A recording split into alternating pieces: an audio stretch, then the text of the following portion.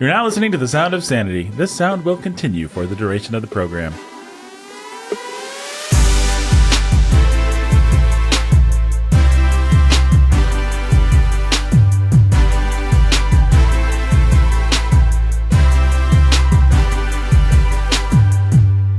Hey everybody, welcome to Sound of Sanity. I am Nathan. I am your humble and obedient host. We've got the preacher who's a teacher of sanity right there. His name is Ben. He punches you and then he kicks you in the teeth. It's not beneath his fighting style. He'll punch you a while, then he'll throw you off a cliff. He will lift you over his head. Throw you, you'll be dead. It's Ben. Yeah, it's Ben. Hey, Ben. What's up, Nathan? How you doing? Good. I just was kicking someone in the teeth and came in to record the show. You freestyle like somebody who's not listened to a lot of rap in his life. Who, me? Jake. Yeah. I'm a child of the streets, my friend. I've been spitting bars and listening to the spittage of other bars since I was a young child. Me and my homies would get in our bouncy car thing. Yeah, the bouncy car thing. Yep. And we'd get some Go to your bouncy castle. Go to our bouncy castle. Yeah. White Castle? Take off your shoes, jump around for a little bit. Jump around, get on up and get down. Yep. Get on up and get down. We have our weapons and we hurt people with them. We've got attractive ladies that were into us. All that stuff. Yeah. So, Ben, we don't even know who this other guy is. We don't. You're right. Who Nathan? could he be? Yeah, you better remedy that, my friend. All right. I don't know why I said friend so tentatively. I'm pretty sure that we're friends. Yeah, no, it's not because Ben's not my friend. Ben's a very good friend. It's just like, why am I calling him my friend? Should I finish this sentence? Yeah, I guess I will. All right, friendo. All right, friendo. You've been putting it up all your life. There you go. You caught it. Good job. Of course I did. I don't know. Except, wow, words. I have them. I accept it. This I guy's got accept your words. Yes. I do. This is Jake Menzel, the pastor who's a master of sanity right here. That's me. What do you guys want to talk about today? This is going to be super old news by the time this episode airs, but you got some Will Smith thoughts? As long as we're talking rap? Not really. No. Will Smith's a wuss. Yeah. It's always been a wuss. Yeah. Yeah. That's it. I mean, that's all there is to it. My big thought when I saw it happen is, wow, Chris Rock just made millions of dollars all in a second. Yeah. He's got a comedy special. He's got... He just had to have been sitting there thinking, how did this happen to me? Like, yeah, I don't understand. So perfect. Anybody... Thanks, G.I. Jane. Yeah. Thanks, retarded 30-year-old movie reference that I threw out. It is a hack joke. That's to his advantage. It was a really lame hack joke that no sane person could take offense at. Right. It was just like it's a unobjectionable as any material he could have. I don't know what his other material was because I didn't watch the show and I don't want to go back and watch it and I don't care. It's the Oscars. No one cares. Nobody cares. But still, it was probably one of the least objectionable jokes in his whole arsenal that night. Probably one of the least objectionable jokes in Chris Rock's career. Yeah, no kidding. And so to have something that, I mean, people are coming to Will Smith's defense and talking about alopecia and how sensitive it is for a black woman's hair. And okay, but there's the whole other thing to this story, which is, I mean, Jada sleeps with her son's friends. And talks about it publicly on her podcast. And they haven't, it's just... They have an open marriage. Yeah. And so, okay, you got to let other men sleep with your wife. You're going to let your wife sleep with other men.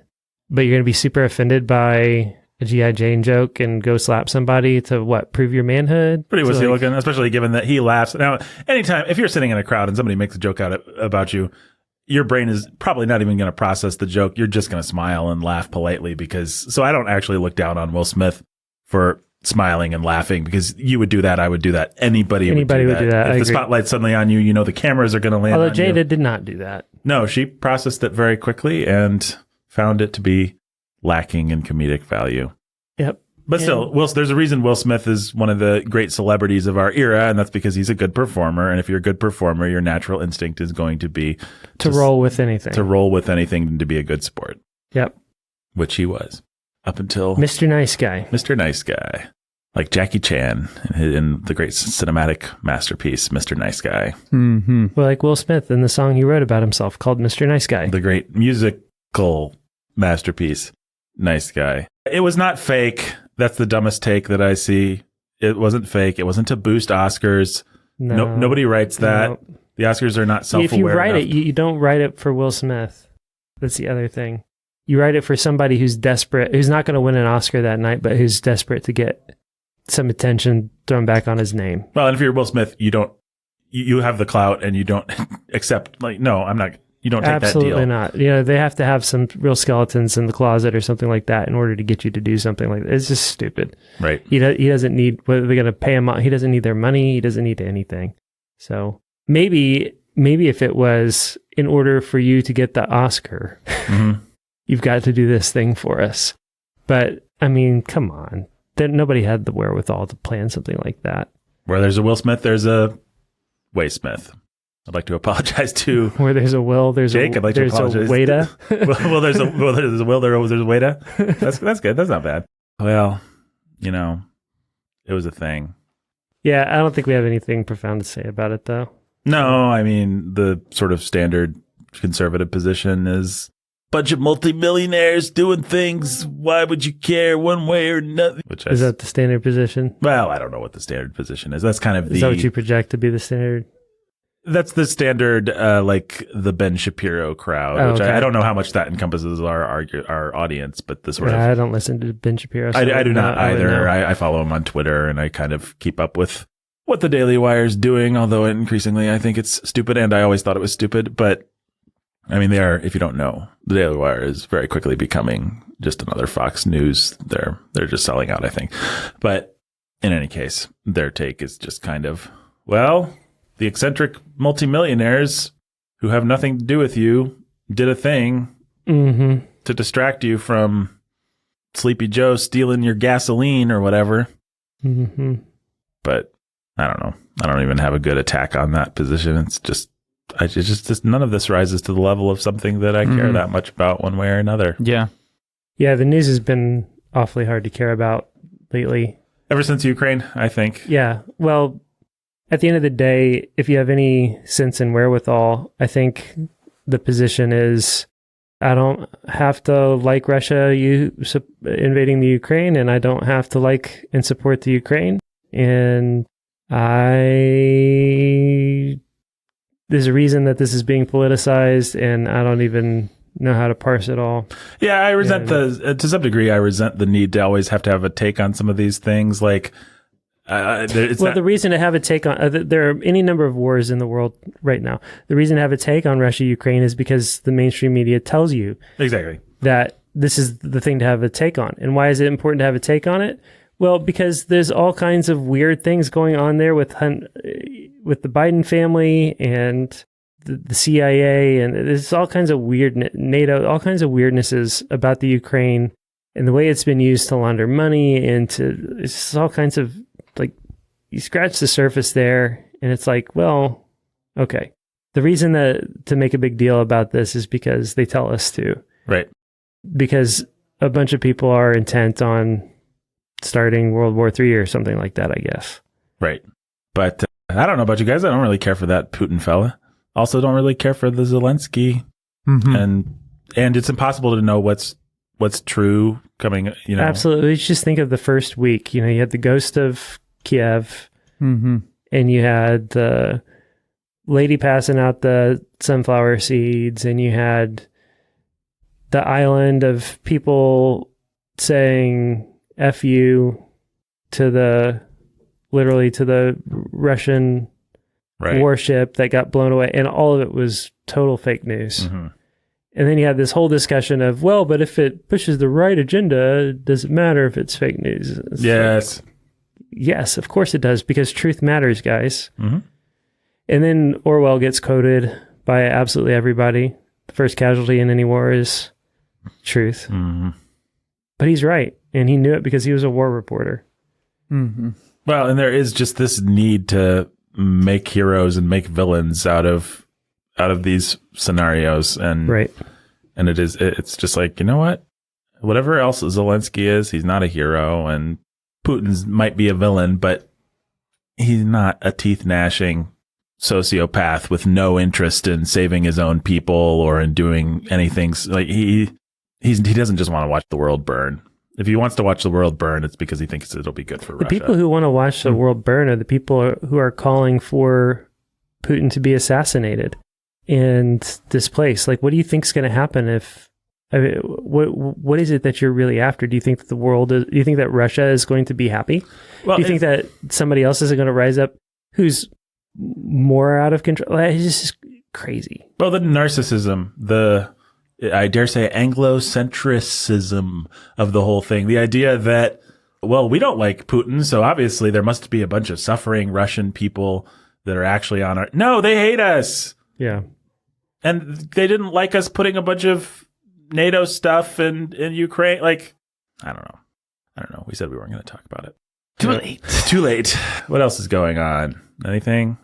I mean, that's all that's in the news. So it's displacing the rampant inflation and gas prices, although it's a contributing factor to the gas prices. Well, I saw on CNN COVID's over. Booming economy. Actually, Yeah, I think you dropped this in our yeah. Slack channel. Yeah, I think it's that what Republicans are trying to distract us from our booming economy or something like that. Was that the... Yes, President Biden's approval rating has fallen. What? To lowest level of his presidency, despite booming economy. Yeah, and I saw a stat. I mean, we could talk about gas prices. We could talk about Putin. Well, when President Biden and Vladimir Putin have a baby, name him Putin. Biden talking about how there are going to be food shortages, and you already see in places just at the grocery store. And I saw a chart. I forget where the data for this came from, so I'm not sure how reliable it is offhand. Although I remember it because I remember clocking it as reputable. Mm-hmm. The average, I think, increase in food price for the average American. The average American is expected, or household is expected to spend between $5,500 and $6,000 in addition on food in 2022 because of inflation and the way things are working and upcoming impending food shortages, which are just, guys, the natural trickle down effect of how all this works. If you cut off the gas supply, you're going to make it hard for farmers to go out and buy seed and sow their crops, and fertilizer is shipped around the world, and fertilizer prices go up, and it's going to be harder to have fertilizer. Farmers will be cutting back on their fertilizer because they have to cut expenses, which means they won't have as high a yield. They won't have as high yields. Then there's even less food to go around. If there's less food for human consumption, there's also less food for livestock. And so it's just sort of like, is this cascading thing that we're looking at right now? But the economy's booming. Mm-hmm. So, yay. Yeah. Maybe booming in the sense of like a series of destructive explosions. Yes. Booming in the sense that napalm booms. Ben, your thoughts on napalm? Do you love the smell of it in the morning? My thoughts are that... napalm. Napalm. You know the country of Nepal? Napoli? Yeah, I think... My thoughts are that black Californians who can prove a direct lineage to enslaved ancestors will be eligible for reparations, according to Cal Matters. Enslaved dancers? Enslaved ancestors. Oh. Well, Nathan, where's your mind going to? I don't know. I wanted to know who was enslaving these dancers, and thought we could do something about it. Yeah. California's doing reparations, eh? Mm-hmm. They're talking about it, or they're doing it? Sounds like they're doing it. Sounds like they're doing it. Well, that ought to make the economy boom. Going to give people extra money to spend. That'll... Yeah, that money doesn't have to come from anywhere. It's just, more money for more people equals more wealth, right? Isn't that how it works? Mm-hmm. Yeah. It is. You guys, should we move to California? Well, yeah, we should totally move to California. Only if we want to stop racism. Otherwise, we should stay here. Okay, if we want racism to continue, we should stay here. That's right. Okay. If we want to help stop racism and make sure that everyone gets their slice of the money for their ancestors' pain, then... Well, let it never be said of Nathan Aaron Alberson that he doesn't want everyone to get their slice of the money. You guys know I'll often take a $20 bill and I'll just slice it up and I'll pass it around. That's the thing that I do. That's good. Well, I'm glad that we can be a part of ending racism like that. Yeah. It just took money. Who knew? Who knew? Well, Who knew? money makes the world go round. I don't know, guys. What else is going on? You read any good books or got anything you want to share with the people? Okay, so I'm reading several books right now. I think the last time we talked about this, I was listening to Daddy Tried with my son Peter. I paused that when we got to the part where we had a litany of all of these horrific sins that I just did not want my 14-year-old son having planted in his head. He has a relative innocence. I think that it's just not wise to put certain ideas in his head right now at a very tender time in his life. So for the virtue of listening to Daddy Tried, I do think that that book is for a more mature audience who's seen some more life and experienced some more sin and can connect on some of those issues. Sure. So that's where that's at. I am reading that book with my discipleship group at church, though, with the men, and they're jazzed and excited about that. So that's cool. What else have I been listening to? I started a book called, I've sort of put mostly my audiobooks on, I tend to either be into podcasting or into audiobooks. And Yeah, I do the same thing. And I just sort of like go back and forth. So I'm in a time of podcasts right now. But I did start a book called Run the Mile You're In by Ryan Hall because I listened to an interview with him on the drive with Peter Attia. And it was just a really good, it was clear he was a Christian, although he was, wanted to talk about faith and just God generally, but it's clear that he's a Christian. And he's the man who set the American record for the half marathon and the marathon, and just talking about things, running in general and toughness and what it takes to get through a half marathon or a marathon, what it takes to set those kinds of records. And I was interested in that. And, one of his big things is you cannot, at least he could not, look at the race as the whole while he was in it. He could never do that. It would be psychologically overwhelming to him to think he's got, 16 miles ahead of him. He could only ever get through each mile by running that mile. Then, using that to make metaphors for life and things like that. So I thought, this was really interesting and encouraging and helpful. I'll use an Audible credit on his book. The book is actually a kind of a pretty squishy evangelical thing published by Zondervan with a lot of, you feel almost like it was ghostwritten or like the editors just really like spiritualized a lot of things because the tone and tenor of him in the interview and him in the book were not the same. Interesting. So there's still some helpful things in it, but also it's just like, this is just sort of like run-of-the-mill evangelical self-help. If I want self-help, I'll go to the pagans where they just give it to you instead of the fake Christians who give it to you in a fake way. Yeah. And try to mask their pagan self-help and spiritual language. What else? I guess two other books that are sort of on pause that I intend to come back to. One's called Hold On to Your Kids, Why Parents Need to Matter More Than Their Peers by Gordon Newfield and Gabor Mate.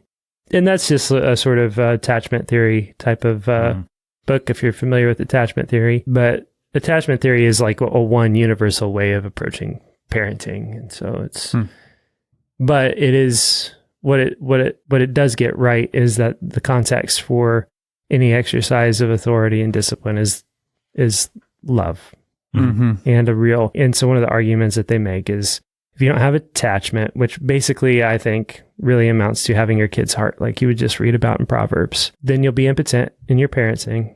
And so above all else, you need to foster healthy attachment that's age appropriate for every age and station of life and development. And I forget why I started reading that, but I know that attachment theory and the way that it works. And the people who have done that sort of research have been really helpful to people in our church up in Bloomington who have adopted, just sort of like, and I think part of it is just as simple as, well, I have this bonded relationship with my natural children.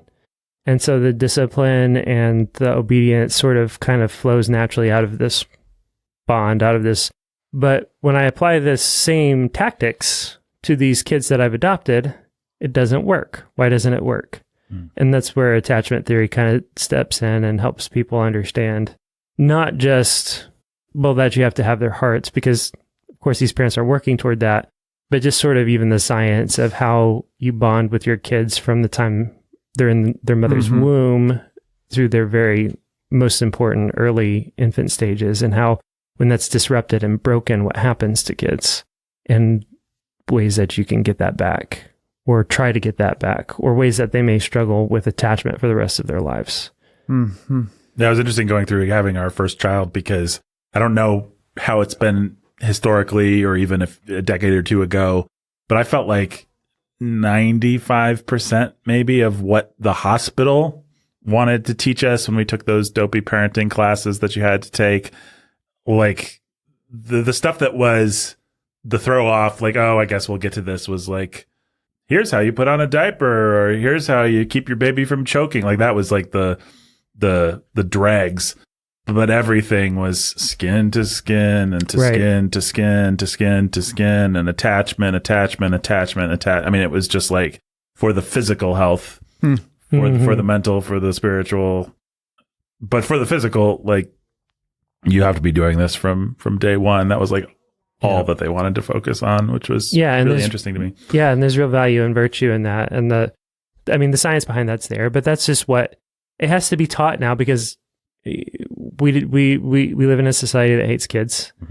And so what would have come naturally to generations of families before, and we also we went through this whole phase culturally of absolutely sterilizing and making everything about birth medical and antiseptic. So you go in and the dad's not allowed in the delivery room, and you are in the stirrups and you do the things, and then they take the baby away and they do the medical things, and they just realize that there are consequences, and that actually, the way that we've always done it, where you just have the baby with the midwife and then baby goes to mom, it's actually really healthy and good for the kid and for them. So yeah, I've been just sort of dabbling in that book here and there. And again, I forget why, but that sort of thing's interesting to me.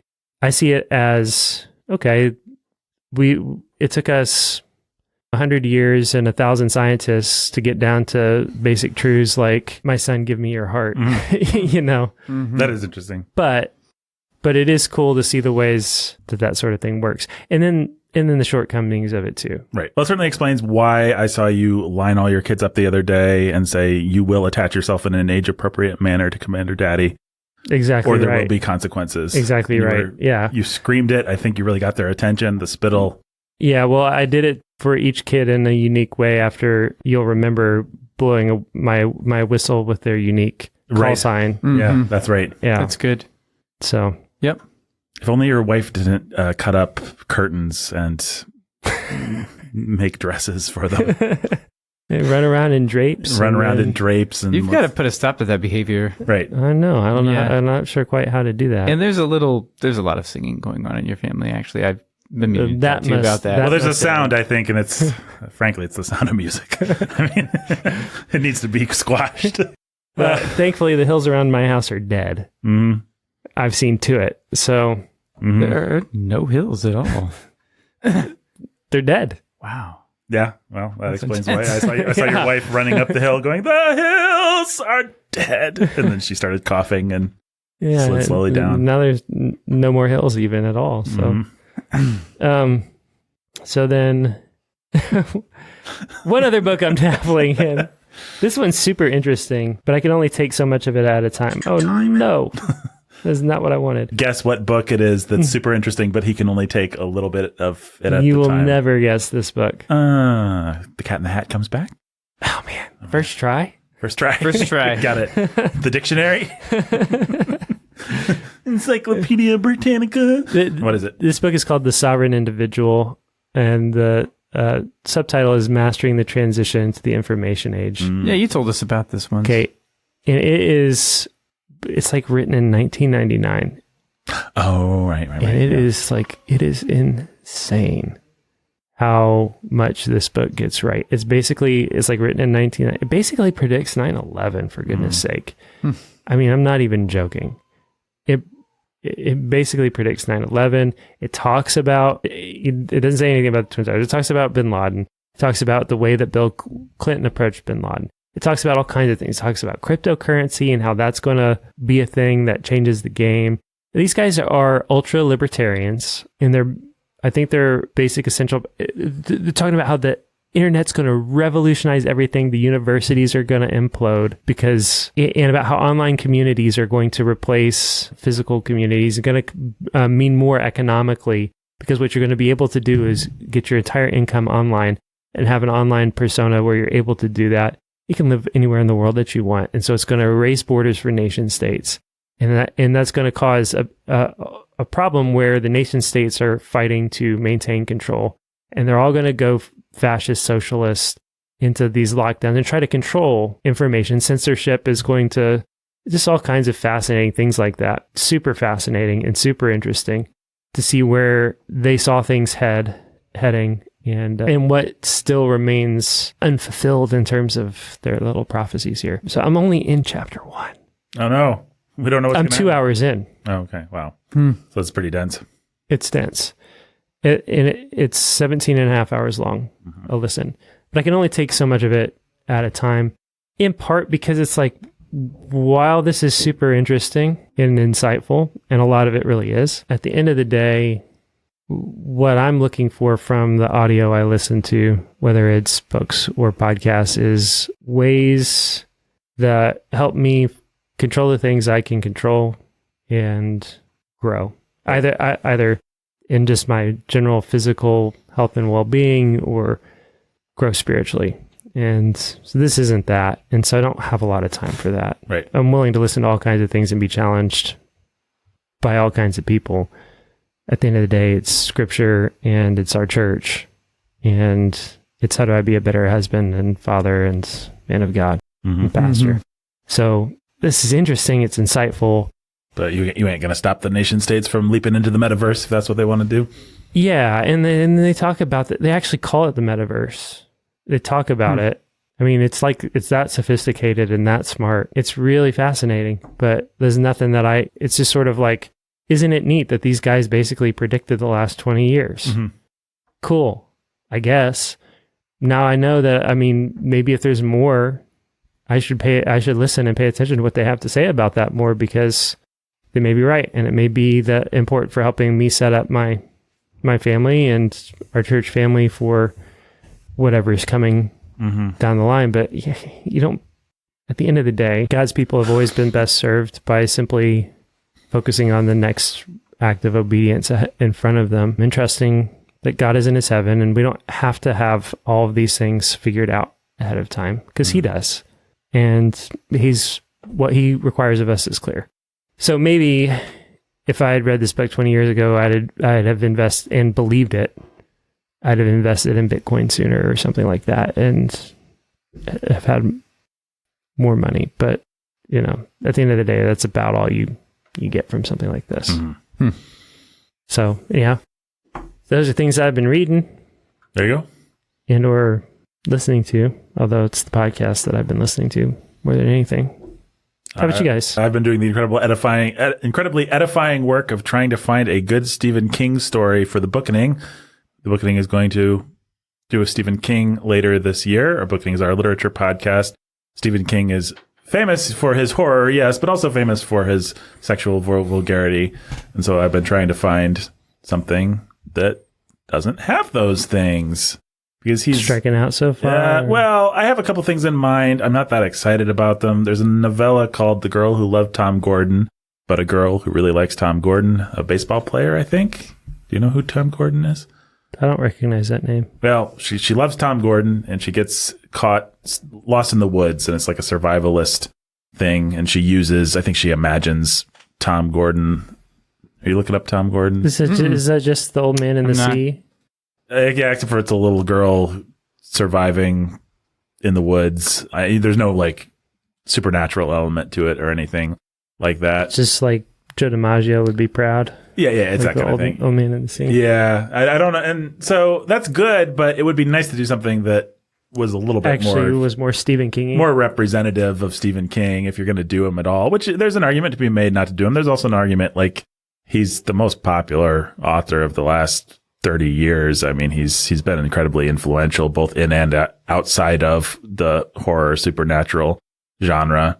And he's a great storyteller. So I'd like to do him. And I think it would be good to do him if we can figure out a way to do it. He is what you said about Peter and stopping Daddy Tried is actually an interesting counterpoint to Stephen King, because it's not, he does include a lot of sex scenes and stuff like that, but that's not any different than like a John Grisham or any of those guys would always, and those You're going things to get that in Grisham for sure. Right. And I was reading Grisham when I was 12, 13, 14, and yep, absolutely sex scene on the beach or whatever like that's going to happen in Grisham. Right. It's like the guy's just he's just going to throw something in there. It's like that was then as now the demands of commercial fiction, I guess, and a very wicked thing.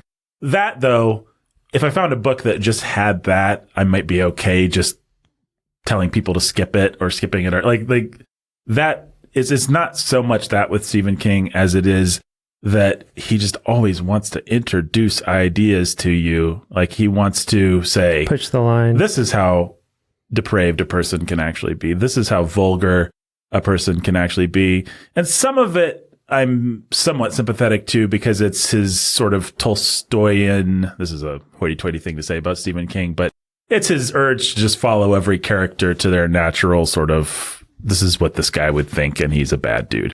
And I'm not going to dress it up for you.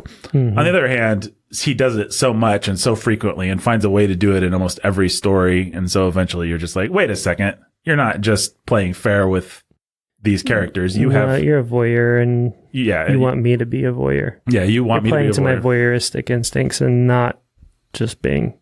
Yeah. Yeah. So you really, if you're going to do a murder scene, you want to put ideas in my head that don't belong there.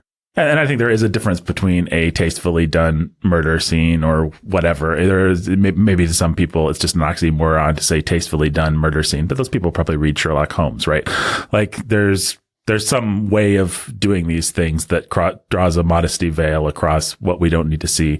Stephen King is just like sets the modesty on veil on fire any chance he gets. So maybe we won't be able to do them. The one I'm thinking we might do is The Green Mile, which I think everybody probably knows that movie, and it's a pretty good story. I think even it has some sexuality, although it's between a man and his wife, and it's sweet within the story that he's telling, but it's like, I don't need to really know what's going on in this guy's bedroom, even if it's essentially something wholesome. So I'm also finding, going back to Stephen King, who I read as a teenager, that for whatever reason, I'm just, hopefully it's a godly reason, I'm just more susceptible to the scary stuff, actually. Like I don't like it as much. Like it's just like, oh, this is creepy. Like this will give me nightmare. Like it never occurred to me, like I did not ever lose any sleep over a Stephen King novel growing up. They were kind of deliciously spooky or whatever, but they weren't scary. And a lot of that is that he front loads the threat. It's like, it's an evil clown that's going to eat you. And you're like, okay, well, I know about what that looks like and how that feels. I'm not like dreading kind of the unknown quantity of like, what is this menace? Like that kind of thing can really get under my skin. But just knowing it's an evil clown, like to me, that wasn't as scary. But these days I seem to have developed some kind of additional sensitivity to this kind of stuff. So I don't know. Hopefully that's a good thing. I don't know why it wouldn't be a good thing, but I think some of it's just being older and being more in touch with my own mortality and with other people's mortality. It's like death just isn't as romantic. The older you get, the more it's not like my body's breaking down in any kind of decrepit way, but it's just like, even just doing things like waking up with aches and pains in the morning. It's like, oh, I am a mortal creature and that's a bummer. And death sucks. And I have friends and relations and stuff that have died, and And just having that reality takes away some of the deliciousness of any kind of romantic spin that you can put on death and the demonic and decay. And it's like, so in any case, I'll keep you constant listeners. That's a Stephen King joke because he calls his people constant readers. I'll keep you constant listeners updated on King Search 2020. We'll see if I can find something that I can wholeheartedly recommend. Speaking of the bookening, I've been working my way through Farewell to Arms, Hemingway. For Whom the Arms Toll. For Whom the Arms Toll. As I think your wife or her professor put it aptly, Farewell to Pants. Yeah, that book's not exactly wholesome sauce, is it? But especially as you get into the later chapters, it's the closest book that I think to what, if you're interested in what it might actually be like on the ground in Ukraine. Farewell to Arms does, I think, a really interesting, good job of capturing the fog of war, which is a phrase that we've all heard repeated ad nauseum over the past couple months, especially as it gets past all the, I am injured, and so we're going to sleep together all the time in the hospital stuff. But, it's basically, it's fairly autobiographical, this one, where the main character is an American who volunteered to drive an ambulance in World War I, which is exactly what Hemingway did. Right.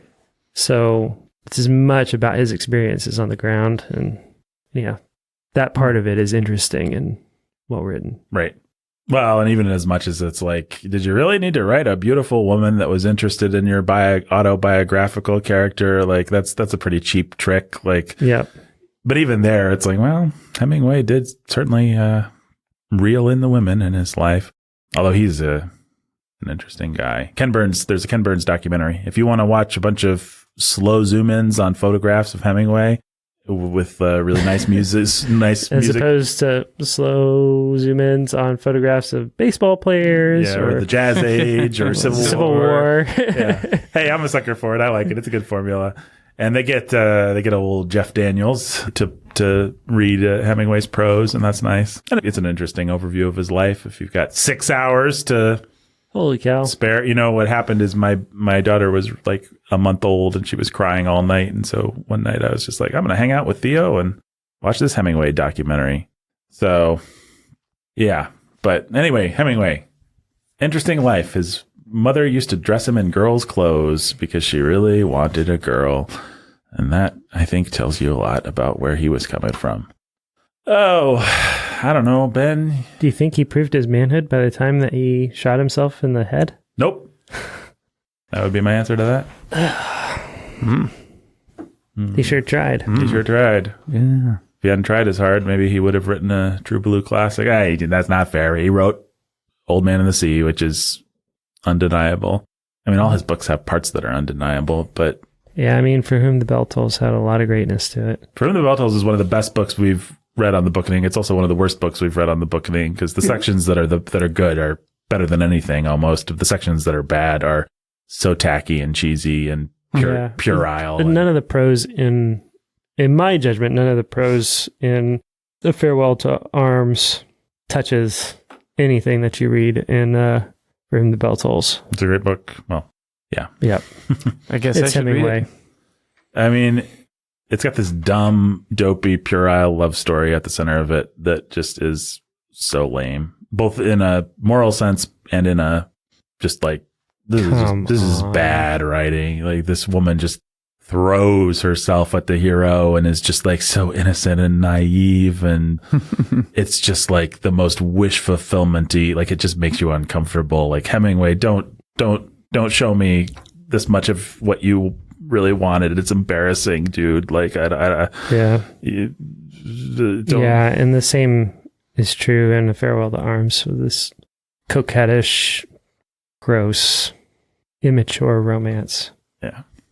But the war sections of For Whom the Bell Tolls are amazing, though. And sounds like the same for The Arms of Doom or whatever it's called. Yeah, it's pretty cool. All right. Ben, anything you want to share with constant listener before we go? I start a lot of books. I have a lot of books started. I can't say I'm actively reading them, but I'm excited about several books that I started. I'm excited about the giant 3-volume Chronicle of the Civil War by Shelby Foote. Very famous work. And I started reading it, and it's awesome. Shelby Foote, he's got a beard that's like a Shelby Foote long, right? Is he that guy? I'm sorry. I'm ignorant. I didn't even look on the back for his photograph. I don't know. This is a set of books that a relative gave me to read, who's a Civil War buff, and it's pretty awesome.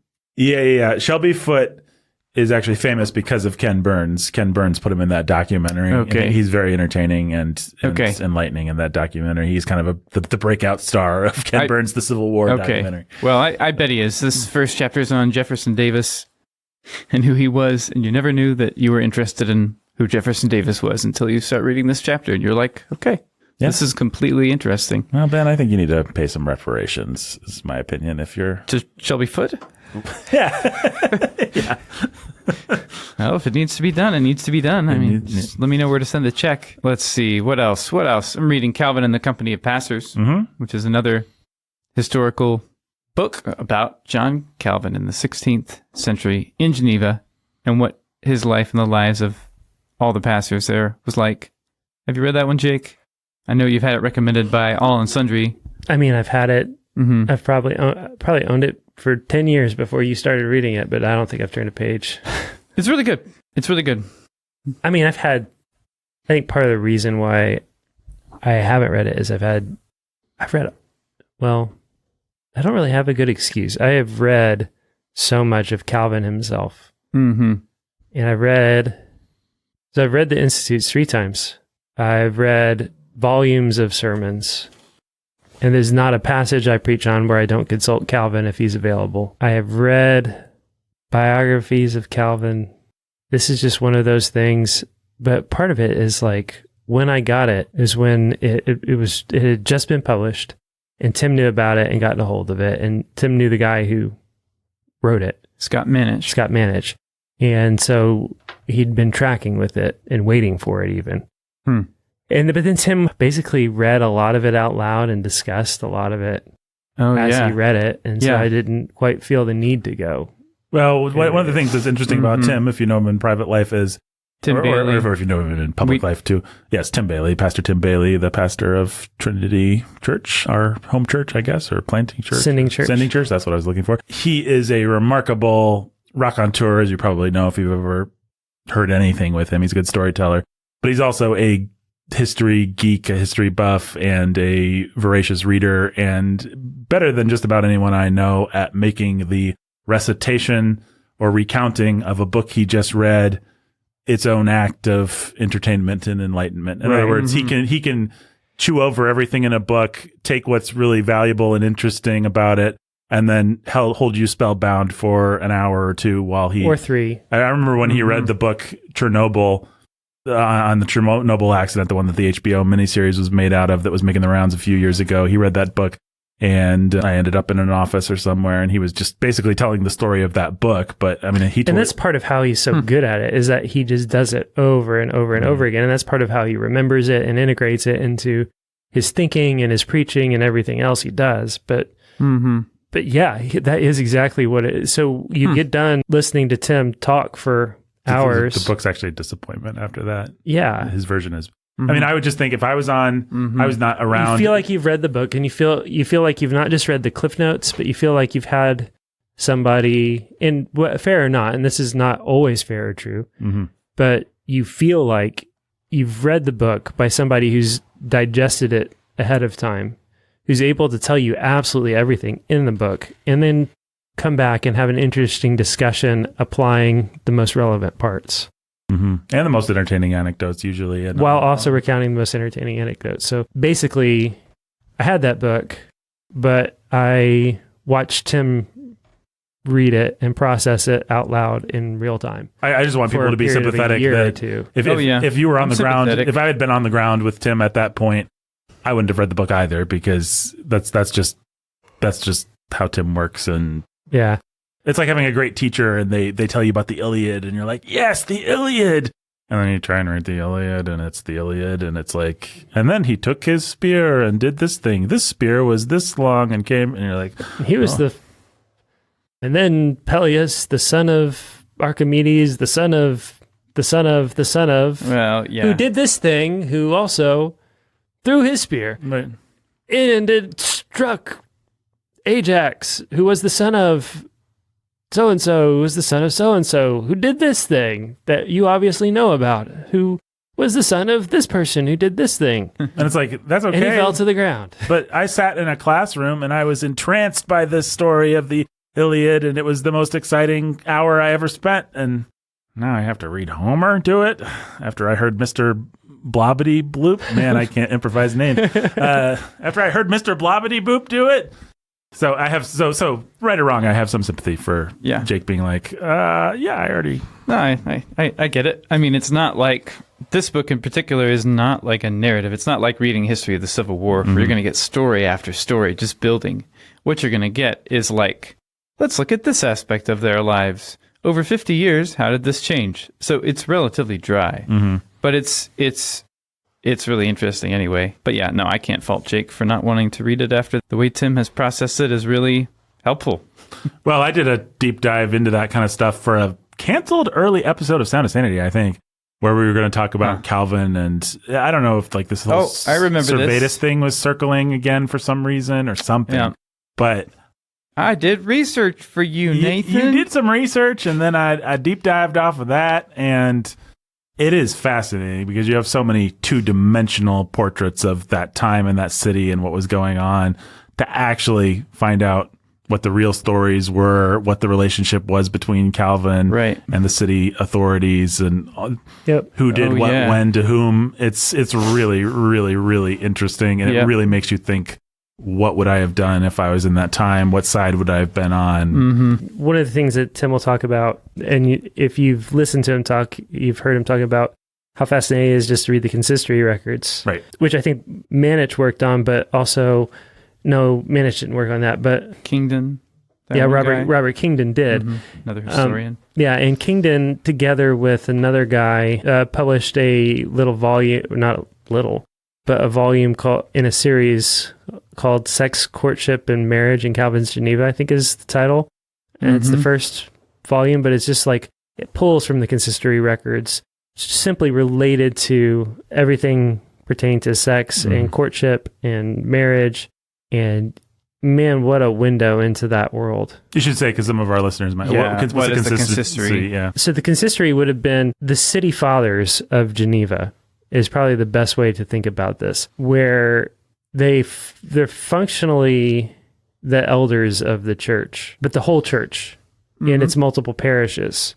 So Calvin would have been the pastor of St. Peter's. The consistory would have overseen the government and discipline of everybody across the city of Geneva, no matter what parish they would have been divided up into. But Calvin would have sat on the consistory. But so this would have been like, I mean, essentially the records of church discipline by the Genevan city fathers.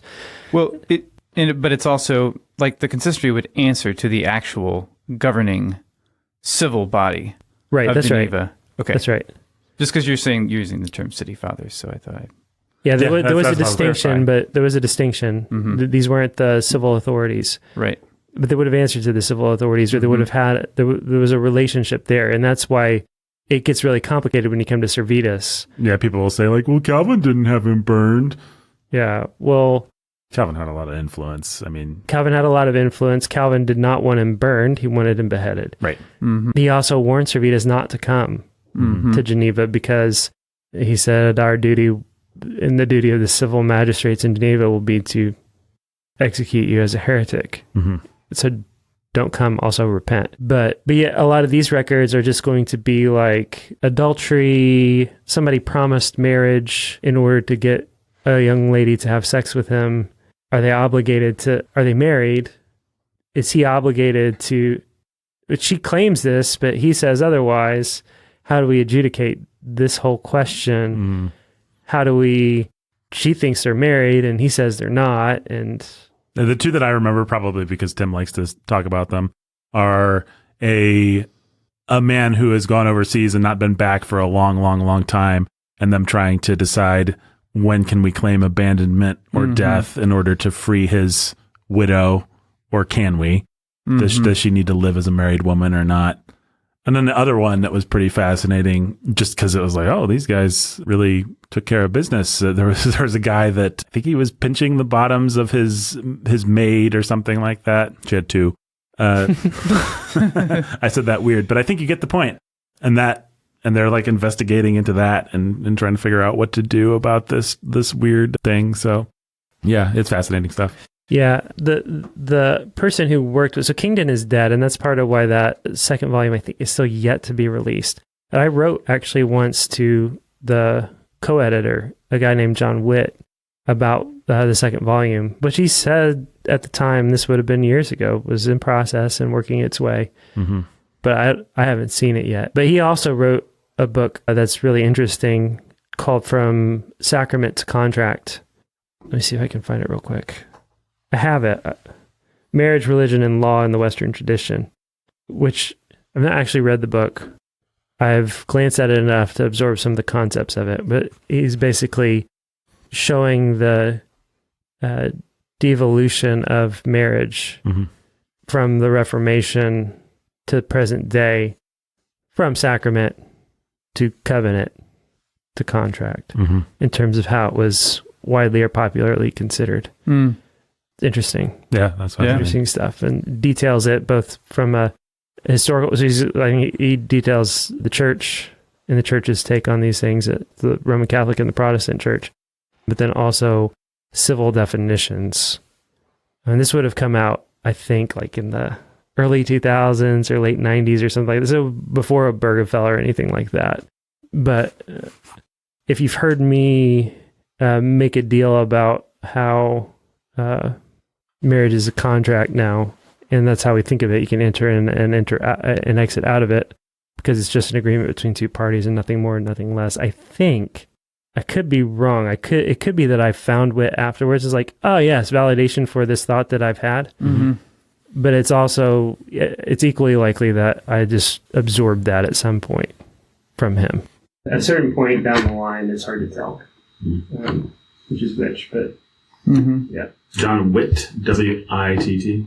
I-T-T-E. I-T-T-E, okay. Yeah. No, all this stuff is interesting. I mean, you read about the consistory's struggle for power sometimes with the city over who they could and couldn't excommunicate, for example, and the constant shifting of the balance of power. Especially after Calvin died, the consistory eventually got weaker because Calvin just had a force of personality, and it was the right time. Well, also, I mean, Calvin had his own fights with the libertines. Absolutely. With the city over the libertines. Yes. Where he was ready to die over serving the Lord's Supper to the libertines. That's right. Or they kicked Calvin out for a time. And one of my favorite Calvin stories is that or anecdotes, and I'm not sure where I picked it up, and I would have trouble finding the reference, but one of the most awesome things that I have in my head, at least, is that he was in the middle of preaching Acts, and they kick him out of Geneva. And then several years later, they beg him to come back, and he picks up in the verse that you left off. That's pretty awesome. Yeah, that's wonderful. Yeah. It's totally what Calvin would do, too. Yeah. Yeah, that sounds like Calvin. Well, I think the main thing that I take away, if I take away a 5, is just like, man, these guys worked hard, and their work was grueling a lot of the time. I don't know. Yeah, it's intense to read about. How old was Calvin when he died? I'm going to say 40s, but that might be a little... 40s is early. I'm not sure. I don't remember. I can't remember. Wikipedia knows. All right, yeah, you can look it up. I like when Calvin used to get on his wagon with Hobbes, and they would go down the hill. Those were the best times. They'd have those deep conversations, and then they'd inevitably go over a cliff. And a lot of bruises after that, though. So he would have been, if I can do math, 55. Just shy of 55. Just shy of 55. 2 months shy of 55, Dude, yeah. 55 is great. Make friends with it. Wow. Well, what have we learned today? So many things, Nathan. So many things, Nathan. A lot of things. Oh, I'm also reading a commentary by He Who Shall Not Be Named. No, I'm just kidding. By Peter Leithart. Second Peter. Yep. About it's making a case for preterism, basically. 2 Peter is all about 70 AD and the destruction of Jerusalem, not the second coming of Christ. I'm about chapter 2 in, and I can report that I find it entirely unconvincing. Okay. So far. Okay. It's a pretty interesting report right there. There you go. Yeah. Yeah. Now you know. I'll tell you who was a second Peter, like secondary to good Peters, is Peter Lightheart. Should I haven't been that high? Yeah. Wasn't my most elegant construction there, but he's worth hitting your head up against sometimes. He's also weird and dangerous. So. Yeah, I would say so. I kind of, in my brain, I put him in the C.S. Lewis camp of stay in your lane, dude, you're a good literature kind of dude. Exactly right. Which, when it comes to seeing and understand certain aspects of typology in Scripture, can be really helpful and insightful. Mm-hmm. Outside of that, you get pretty woo-woo pretty quick. Yeah. Pretty woo-woo pretty quick. I guess right. We have the title of our episode. Woo-woo! Woo-woo! Just woo-woo, I think. Woo-woo. Woo-woo? Yeah, that's the title of our episode. Woo-woo quick. Yes, I like it. Pretty woo-woo pretty quick. That's a good title. Pretty woo-woo. You're breaking your title rule for this? Yep. All right. All right, so don't read Stephen King unless I tell you otherwise on a later podcast. Don't read Peter Lightheart. Unless we tell you otherwise on a later podcast. Yeah. Do read John Witt. Jr. John Witt Jr. and the books he edits, right? And the books he edits. Yeah. Now, what would happen if you killed John Witt's dog? You think he'd come for you? I think he would be very sad. He'd just be sad. What's that? Okay. I was just going to say the world wants to know what would happen if you killed John Witt's dog. I'm glad we went back for it. But maybe, yeah, thank you. What were you going to say? I'm glad too. Do read Shelby Foote. Yeah. Especially if you have time for 3 volumes of 600 pages each. Especially if you should consider reading Shelby Foote. Our listeners certainly have time for some John Witt, some Shelby Foote, and some Run the Mile You're In. Run the Mile You're In? Oh, don't bother. Yeah. I mean, go listen to his interview with Peter Attia. Mm-hmm. Good Peter. Yeah, that sounds good. The Drive podcast with Peter Attia. That sounds good. Just listen to 2 hours, hour 2 interview, and that's all you need. Peter Attia, Peter Menzel, and Peter Lightheart, all mentioned on the podcast today. True. And the Apostle Peter as well. That's right. Mm-hmm. The big 4. It's a lot of Peters. There's been other Peters on? I don't know. How many books? What books did I? Peter's on the podcast. Peter Piper picked a pack of pickle hours. Actually, The Sovereign Individual is co-authored. Oh no, sorry, it's written. No, it has an introduction by Peter Thiel. There you go. We're 5 Peters in. All right, folks. What can I say? But you're welcome for a woo quick. What's the name of this episode again? All right, I already forgot. Woo too quickly. Woo quick. No. Woo quick no. Quick bye woo. I think it was just woo pretty quickly. Woo pretty quickly. That sounds right. Yeah. I'm convinced by Jake's argument. All right. It was an argument. Sure. It was. He laid out all the evidence. It was a smackdown. Yeah, you make a fair point, Devil. Well, listen, folks, if you want to know what we really think about Will Smith, then go to patreon.com/Sound of Sanity. You still won't know, but I think that's a good thing you can do with your time. That would indicate to us that you wanted to know. Yeah. Listen, if we raise $1,000 of additional support, we will do another episode on Will Smith. You have the Nathan Alberson guarantee of quality on that, folks. I don't mean in a year. I mean, if by next week when we record again, we've raised an additional $1,000 of support, we will do an episode on Will Smith. Cool. And yeah, patreon.com/Sound of Sanity. You can see videos. You can see you're supporting our creative work as well. You're supporting the Ville, you're supporting Chip and Lance, you're supporting the Numerologians. It's possible they might be entering back into your life very soon. I think they read Sacco Fraggiaco's book. But I don't know. I cannot say what the Humanologians are up to. I just heard whispers. There was a That was the time to interrupt with a whisper from BJ. It was? Yeah, it was. Yeah. You just heard whispers. That was your cue. No. All right. Sorry. I was just going to say there was a dream. It was the Humanologians, but now is only a whisper. What's that from? What's the reference there? That's Gladiator. Oh, that was a dream that was real. That's a good scene. What a weird pull. That's a good It's a scene. pretty weird pull. I like that scene. Yeah? I watched that scene a ton when we were doing Chip and Lance season 1 because one of the voices I was doing, I was pulling pretty much from that scene.